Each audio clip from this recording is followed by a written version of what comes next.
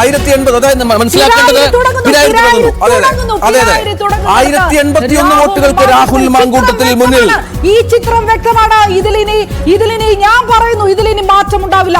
UDF തന്നെ, പാലക്കാട് UDF-നുള്ളത് തന്നെ. ചിത്രം വ്യക്തമാണ്. പിരായിരി തുടങ്ങുമ്പോഴേ രാഹുൽ മാങ്കൂട്ടത്തിൽ ആ ലീഡ് നില ഉയർത്തിയെങ്കിൽ ഇനി ഒരു തിരിച്ചുപോക്കില്ല. പാലക്കാട് ഇനി ഒരു തിരിച്ചുപോക്കില്ല. ഈ തെരഞ്ഞെടുപ്പിൽ വയനാടും UDF-നൊപ്പം, പാലക്കാടും UDF-നൊപ്പം. 1081 വോട്ടുകൾക്ക് ഇതാ രാഹുൽ മാങ്കൂട്ടത്തിൽ ലീഡ് ചെയ്യുന്നു. ആദ്യഘട്ടത്തിൽ 2 റൗണ്ടുകളിൽ മാത്രം BJP ലീഡ് ചെയ്യുന്നു. പിന്നെ 5ാം റൗണ്ട് വരുമ്പോൾ വീണ്ടും ലീഡ് വരുന്നു.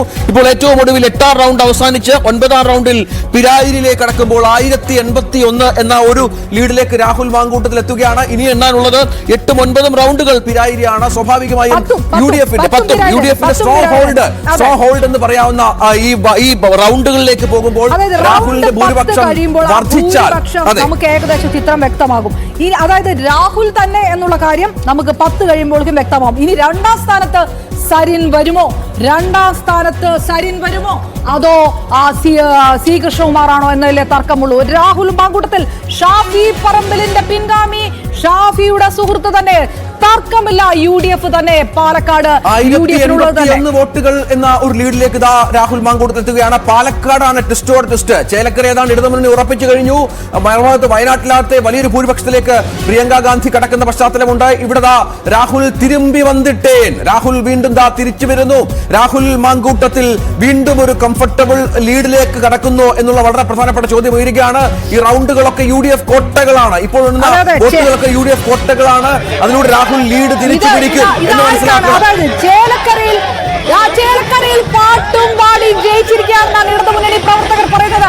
അതായത് രമ്യ ഹരിദാസ് എവിടെയും വന്നില്ല, ഒരു റൗണ്ടിന്റെ എവിടെയും വന്നില്ല.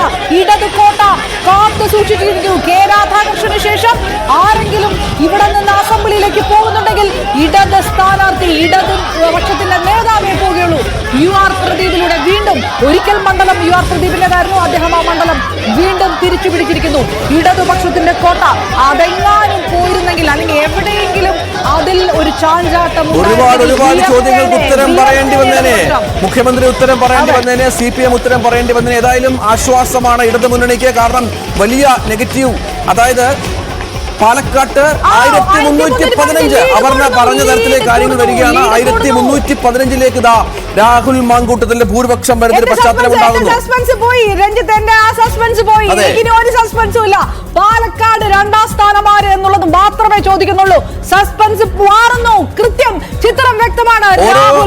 ഈ 9ാം റൗണ്ട് വോട്ടെണ്ണുമ്പോൾ ഓരോ നിമിഷവും ലീഡ് നില രാഹുൽ മാങ്കൂട്ടത്തിൽ ഉയർത്തുന്നു എന്ന് വേണം കാണാൻ. 1315ലേക്ക് വളരെ പെട്ടെന്ന് 1315ലേക്ക് രാഹുൽ മാങ്കൂട്ടത്തിൽ കണക്കുണ്ട്. 7ാം റൗണ്ടിൽ UDF-ന് 4174 ലീഡ് എന്നുള്ള രീതി. ലീഡ് എന്ന് വെച്ചാൽ 7ാം റൗണ്ടില് വോട്ടിന്റെ ആ ലീഡ് നില. BJP-ക്ക് 2396, LDF 3103. അതായത് 3ാം സ്ഥാനത്തേക്ക്, 7ാം റൗണ്ടിൽ 3ാം സ്ഥാനത്തിലേക്ക് BJP പോകുന്നു എന്ന വളരെ അവിടെയാണ് രാഹുൽ മാങ്കൂട്ടത്തിൽ തന്റെ ഭൂരിപക്ഷം ഉയർത്തുകയും ചെയ്യുന്നത്. 7ാം റൗണ്ട്